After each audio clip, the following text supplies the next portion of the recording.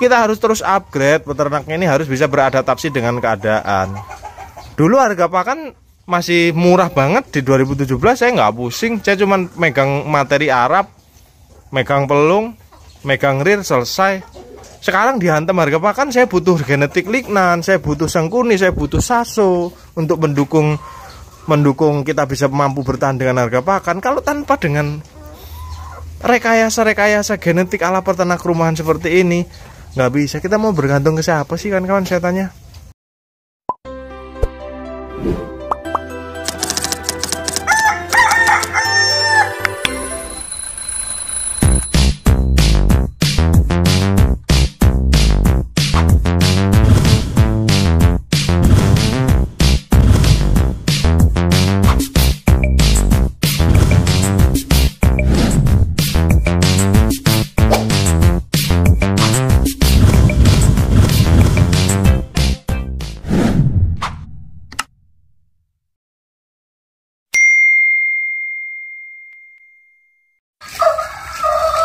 Halo, assalamualaikum warahmatullahi wabarakatuh, sahabat peternak muda subbreakernya Mas Wong semuanya. Sore-sore ini Wong ya, ayam sudah makan, air minumnya lagi sedang dicuci nih, tempat air minumnya. Wish, Jan, alhamdulillah ayamnya sehat-sehat ya. Dan kalau sore kayak gini nih, wah, walah ingin kamu ya. Ini Elhoren yang telurnya putih ya, kampung petelur konsumsi yang tandanya HH ini. Ini Elhoren ya, agak lebih tua dikit. Ini Elhoren F2 ini jadinya. Ini Leghorn murni ya, yang putih ini Leghorn murni. Jadi ini sudah F2 khusus kampung petelur konsumsi ya. Besarnya telur juga beda-beda. Bedalah kalau dengan telur-telur ayam Garuda ini namanya di sini nih kandang saya namain ayam Garuda. Ini ayam untuk mengupgrade Black Permut 2 menjadi Black Permut 3 karena sudah masuk darah-darah sasonya. Ini kan beda ya, kampung petelur konsumsi. Terus induk kampung pedaging. Jadi dari segi besarnya telur juga sudah berbeda. Peruntukannya ini untuk jamu, untuk konsumsi, ini untuk mencetak bibit-bibit unggul. Maka standarnya yang ini standarnya hanya 40 gram karena pada dasarnya telur ayam kampung yang semestinya itu hanya sekitaran 40-an gram ya, 38 kekecilan kayaknya ya, yang 40-an gram lah standarnya. Kalau untuk mencetak ayam yang berguna sebagai induk kampung pedaging ataupun ayam kampung pedaging, ini telurnya kita pakai standar 50 gram. Mari semua kita memakai standar 50 gram untuk berat telur minimal di ayam silangan kita atau ayam kita yang ada di belakang rumah yang digunakan sebagai pencetak bibit pedaging maupun pencetak bibit induk. Lalu bagaimana Mas menghasilkan ayam yang ber-50 gram? Apa rahasianya? Apa pakannya? No. Yang pertama adalah genetik ayamnya. Ini mungkin sudah mulai terpancing peternak muda ngomong ngalor ngidul tentang perbaikin ayamnya sebelum olah pakan. Ini udah mulai bertanya apa rahasianya ya. Rahasianya seperti apa? Bagaimana caranya? Caranya melalui pemilihan jenis-jenis ayam yang unggul. Dari mana? Ya dari segi produksi telur dan spesifikasi berat telur dan segala macamnya. Melalui ayam-ayam persilangan mungkin. Aku kok jatuh cinta sama ini ya, gede banget. Ini melalui ayam persilangan seperti ini, diperbaiki genetiknya, dilihat.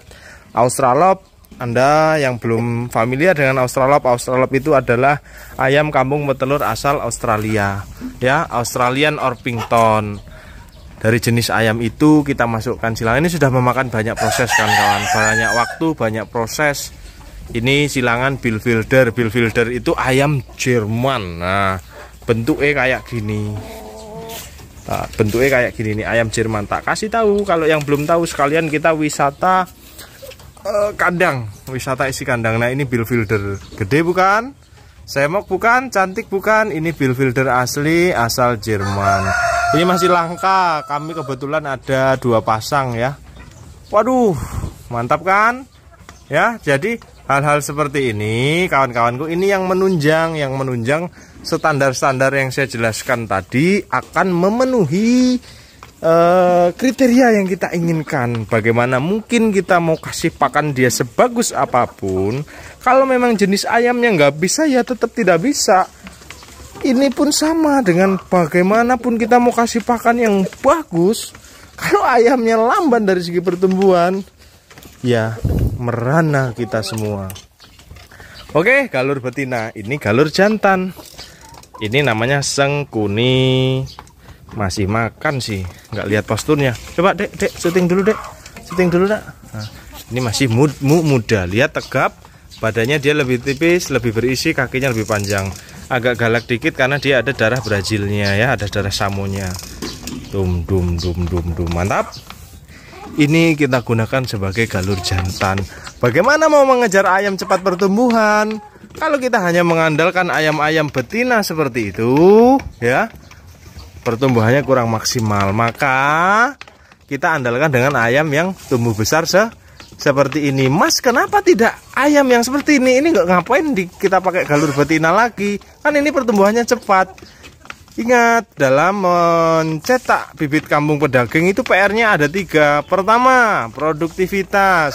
Produktivitas itu apa? Produktivitas telurnya, produktivitas induknya. Itu produktivitas. Kedua, fertilitas. Fertilitas itu telurnya harus terbuahi, persentasenya harus tinggi. Yang terakhir adalah daya tetas. Nanti kita akan bahas di depan mesin. Lah, ayam-ayam seperti ini, Mas, ini Sengkuni saya punya. Pertumbuhannya gila nih. Kenapa nggak langsung pakai mencetak pedaging? Telur Sengkuni dikit. Kan poin nomor 1 tadi produktivitas. Kalau saya pakai Sengkuni telurnya dikit, jadinya DOC-nya mahal.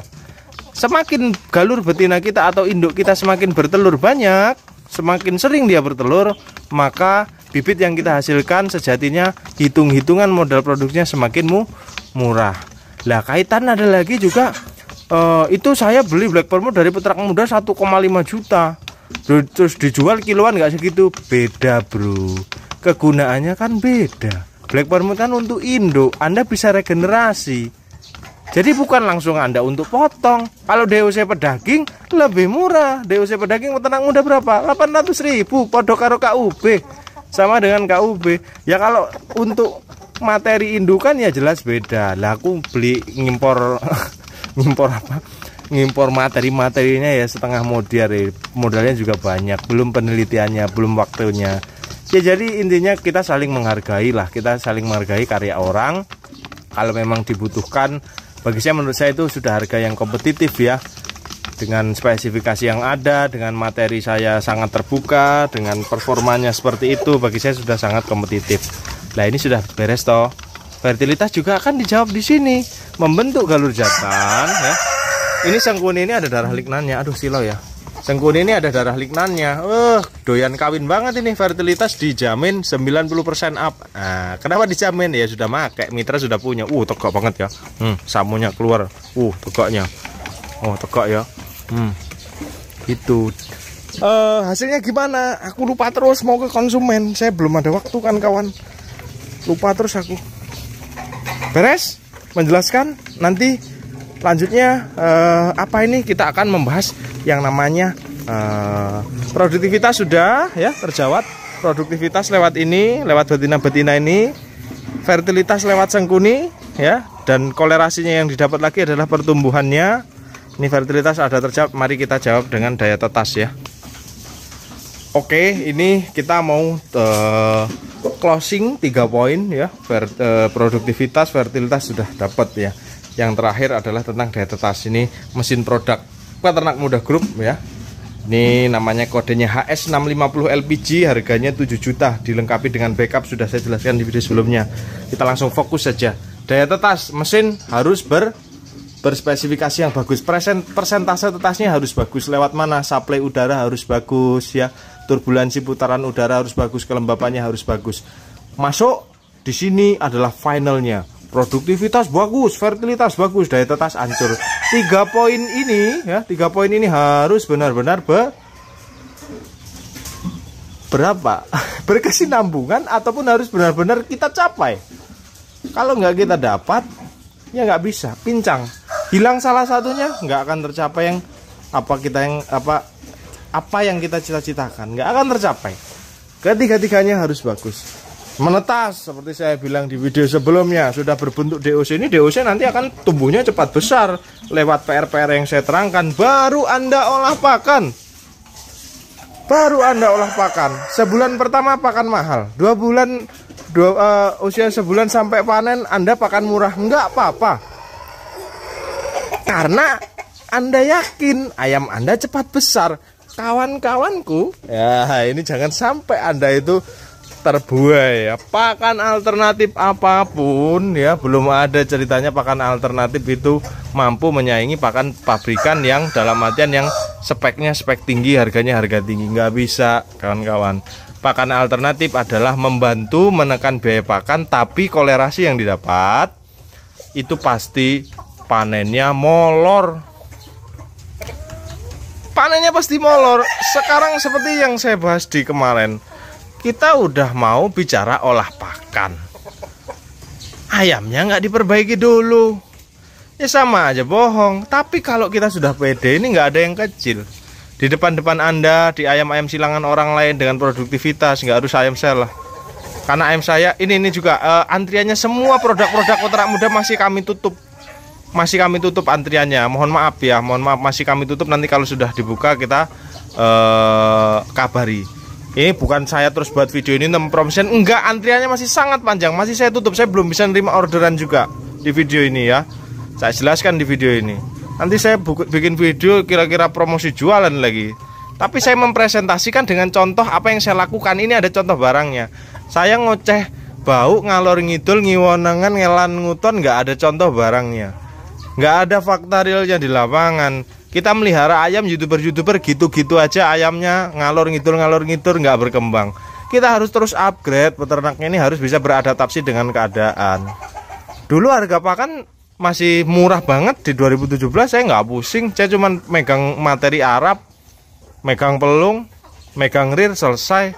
Sekarang dihantam harga pakan, saya butuh genetik lignan, saya butuh sengkuni, saya butuh saso untuk mendukung kita bisa mampu bertahan dengan harga pakan. Kalau tanpa dengan rekayasa genetik ala peternak rumahan seperti ini, nggak bisa. Kita mau bergantung ke siapa sih kawan-kawan, saya tanya?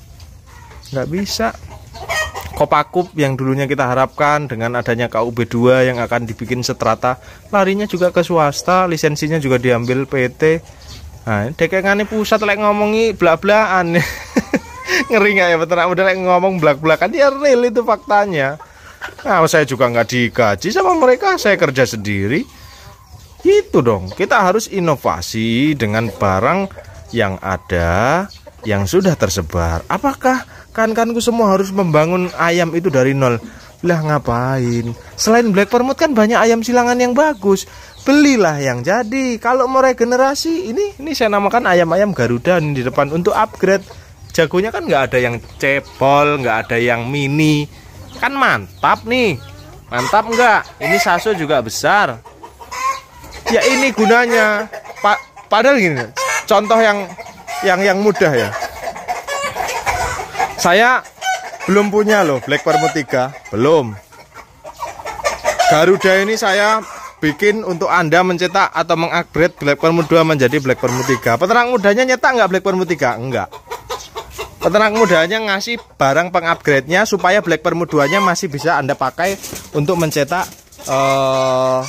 yang namanya Black Permut 3. Kalau saya diam-diam langsung cetak Black Permut 3, saya yakin pasti laku keras. Cuman yang dapat Black Permut 2 kemarin, waduh, udah keluar 3, ini gimana? Yang 2 aja belum dapat. Makanya saya kasih opsi, saya bikin materi pengupgrade-nya. Ingat, penyilangan peternak muda tidak pernah inbreeding. Jadi Anda Black Permut, Anda inbreeding nggak masalah, 3 generasi nggak masalah. Inbreeding itu nggak apa-apa, itu untuk meregenerasi atau memurnikan jenis ayamnya yang tidak boleh kawin sedarah. Inbreeding ada yang memperhatikan kawin sedarah. Nih contoh sengkuni 1:7. Potensi nggak dia kawin sedarah? Kecil sekali, karena jantannya 7. Nih sengkuni 1:1, itu yang namanya sedarah, yang tidak boleh dikembangkan lagi. Dalam artian anaknya dari perkawinan 1 jantan 1 betina tidak boleh Anda kawinkan lagi, karena akan kawin sedarah, genetiknya akan letal, genetiknya akan jelek.